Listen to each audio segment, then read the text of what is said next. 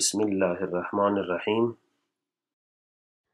په دې درس کې د دایرې د شعاع ځانګړتیاوې په دې اړوند یوه قضیه او هم له څو مثالونو سره تاسو ته وړاندې کړو.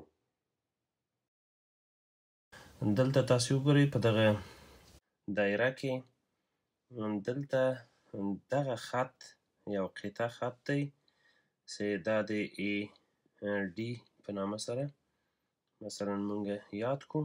دغه خط د دایرې سره یوه مشترکه نقطه لري، نو دغه خط ته مونږه ماماس وایو. ماماس یو مستقیم قطعه خط دی چې دایرې سره یوه نقطه مشترکه لري. اوس دلته قضیه داسې وایي چې د دایرې شعاع د تماس په ټکي کې پر ماماس باندې عمود ده. نو که چیرته وایي دې دایرې کې دا کوم هغه څه ده شعاع مونږ رسمه کړو، دا د تماس ټکي باندې شعاع د تماس په ټکي کې په ماماس باندې عمود ده. دا خبره وایي تاسو ثابته کړئ. څنګه یې ثابتولی شو؟ دلته تاسو وګورئ، فرضاً مونږ د دې قضیې د ثبوت لپاره څو نورې نقطې مونږ ټاکو.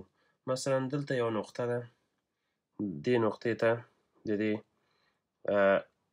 دې ته د A نقطه وایو. دا نقطه له دې نقطې نه که چیرته مثلا مونږ یو خط کش کړو، دلته چې که چیرته مونږ یو خط کش کړو، تاسو فکر وکړئ چې دغه نقطه د دایرې نه د باندې واقع ده او دا نقطه چې مشترکه ده د دایرې او هم د خط، نو دا نږدې ده د مرکز ته د دایرې، ځکه دا شعاع ده، دا د باندې ده. د دې فاصله مخکې مونږ ویلي وو چې ټولې نقطې چې د دایرې څخه د باندې دي د هغوی فاصله د دایرې مرکز ته زیاته ده او لویه ده د هغو نقطو څخه چې هغه د دایرې په محیط باندې پرتې دي. نو دا فاصله زیاته شوه. دا هم که چیرته مثلا یو بله نقطه مونږه فرض کړو چې د بي نقطه ده، دلته هم تاسو وګورئ چې که چیرته له دې نه مونږه یو خط کش کړو، دغه خط به اوږد وي نسبت دې ته. په همدې ډول باندې مونږه ویلی شو چې د باندې ده او د دې فاصله له د دایرې له مرکز څخه زیاته راځي. دلته که بلې غاړې ته مونږ لاړ شو، ټولې هغه نقطې چې که چیرته مونږ دلته پیدا کوو، هره نقطه مونږه ټاکو، د دغو نقطو فاصله له دې څخه له دغه مرکز څخه نسبت د دغه نقطې نه زیاته ده. ولې زیاته ده؟ ځکه چې دوی د باندې واقع دي. دا نقطه چې ده دا په دې خط باندې تر ټولو هغه نقطه ده چې تر ټولو څخه دغه مرکز ته لنډه فاصله لري. د دې فاصله هم زیاتیږي ځکه چې د باندې ده، او دا خواته هم که راځو ټولې نقطې د باندې دي، دا خواته هم که راځو ټولې نقطې د باندې دي. دغه نقطه د تماس نقطه د هم په خط باندې واقع ده او هم د دایرې په محیط باندې واقع ده. دغه فاصله د دې مرکز او د خط ترمنځ لنډه فاصله ده، یا په بل عبارت د یوې نقطې او د یو مستقیم خط ترمنځ لنډه فاصله یوازې او یوازې په عمود خط باندې ښودل کیږي او بس. که چیرته مونږ مایل خط رسم کړو، د هغه فاصله به زیاته وي او دلته تاسو په دې شکل کې هم وکتل. که چیرته لنډه فاصله رسم کړو، تر ټولو لنډه فاصله به دغه خط به په دې خط باندې عمود راسي. نو دا خط څه شی دی؟ په حقیقت کې دا خپله د دایرې شعاع ده، ځکه چې دایرې شعاع د مرکز نه د محیطه پورې راځي او دا محیط همغه نقطه ده چې د خط مستقیم خط سره هم مشترکه لري. دغه مشترکه نقطه د تماس نقطه ده. نو له دې ځای نه ثابت شو چې د دایرې شعاع د تماس په نقطه کې په ماماس باندې عمود ده. بل نورو ځایونو کې که چیرته مثلا مونږ شعاع جوړه کړو، هغه خو ځکه دا له مماس سره مشترکه نقطه نه لري، نو یوازې له همدې ځای سره نقطه لري. د دغې دوو نقطو ترمنځ لنډه فاصله د یو مستقیم خط په واسطه ښودل کیږي او دغه مستقیم خط عمود دی. نو که چېرته عمود نه وي فاصله یې اوږدیږي، تر ټولو لنډه فاصله همدا ده. نو خبره مونږ دې هغه ته ورسوله چې او ټي دا او ټي خط عمود ده په د ای ډي خط باندې، یا دغه خط که مونږ د دلتا په شکل باندې مونږ وښیو. نو دا د عمود خط نښه ده. او ټي خط په د او ټي صاحب خپله شعاع ده، په د خط قطعه خط باندې د دلتا په خط باندې عمود ده. په لاندې شکل کې د دلتا مستقیمه کرښه د ای په ټکي کې پر دایره مماس ده. که چیرې د ای او بي زاویه مساوي له 80 درجې سره وي، د ایکس زاویه پیدا کړئ.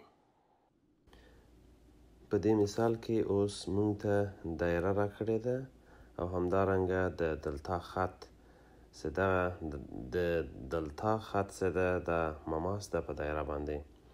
نو کله چې په دایره باندې مماس وي، تاسو وګورئ چې د او ای دغه شعاع په دې مثلث کې ښکاریږي. په دې مثلث کې د او ای زله د دایرې شعاع ده. نو کله چې مماس رسم سي، نو شعاع باندې عمود راځي.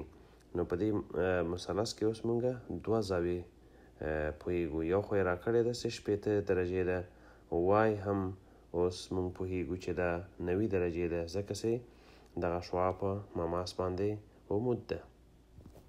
لیکلی سو چې او ای دا عمود ده په بي ای باندې. دا بي ای څه ده؟ بي ای دا خط څه ده؟ د بي ای باندې او ای عمود ده، ځکه مماس په شعاع باندې عمود راځي. نو دا مساوي کیږي له سره مونږ ویلی سو چې که دا د عمود وي، نو وای مساوي سو له 90 سره. دا مونږ پیدا کړ. اوس دلته وګورئ چې وای جمع ایکس جمع 80 درې واړه یو بل هغه کې د قضیه کې وایي چې د هر مثلث داخلي زاویې که مونږ سره جمع کړو 180 کیږي. نو ایکس جمع وای جمع 80 مساوي کیږي له 180 سره.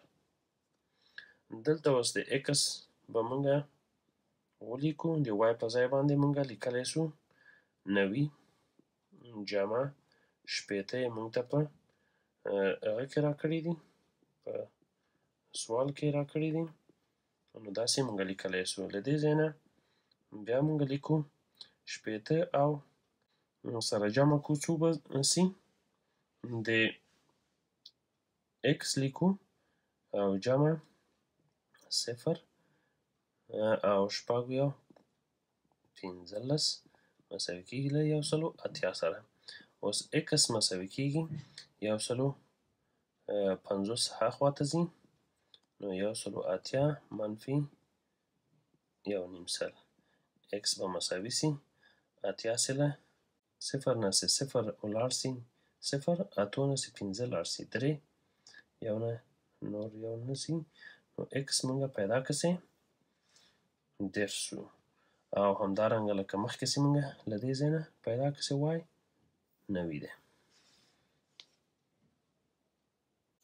په دې شکل کې د دلتا مستقیمه کرښه پر دایره مماس ده. که د او ام 4 واحده وي، او ان 5 واحده وي، نو تاسې د ام ان اوږدوالی پیدا کړئ. او ام دا 4 واحده ده او او ان 5 واحده ده. دا 5 واحده ده. تاسې ام ان د ام ان اندازه تاسې پیدا کړئ. نو دلته تاسو وګورئ چې د فیثاغورس د قضیې څخه مونږ ویلی سو چې دا یو قایمه زاویه مثلث دی چې په دې باندې عمود وي، خو دا قایمه ده. نو دې ځای کې د وتر مربع وتر او ان ده، او ان مربع مساوي کیږي د او ام مربع جمع ام ان مربع. ځکه د دې مربع د دې دواړو د مربعاتو له مجموعې سره مساوي کیږي. نو او ان مربع موږ لیکلی سو چې 5 مربع مساوي کیږي. او ام په ځای باندې لیکو 4 مربع جمع ام ان مربع. 25 بسې ده. 5 په 5 کې 25 4 په 4 کې 14 جمع ام ان مربع. 14 له دې خوا نه منفي کوو له دې خوا نه منفي کوو نو 25 منفي 14 او 14 به له منځه دا خوا ته راغلل یا په بله معنا سره 14 دا خوا نه منفي کوو دا خوا نه منفي کوو 14 به دا خوا کې له 14 سره ولاړ سي او دا خوا ته داسې لیکو نو ام ان مربع.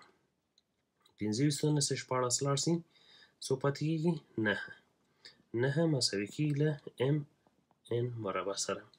دا خوا هم په جذر باندې جذر لاندې کوو او دا خوا هم له جذر لاندې کوو نو د 9 جذر مساوي کېږي دا خوا ته به دلته ولیکو د 9 جذر دی 3 ام ان هم له جذر نه وځي ځکه دا مربع له جذر سره ځي ام ان مساوي سو له 3 سره.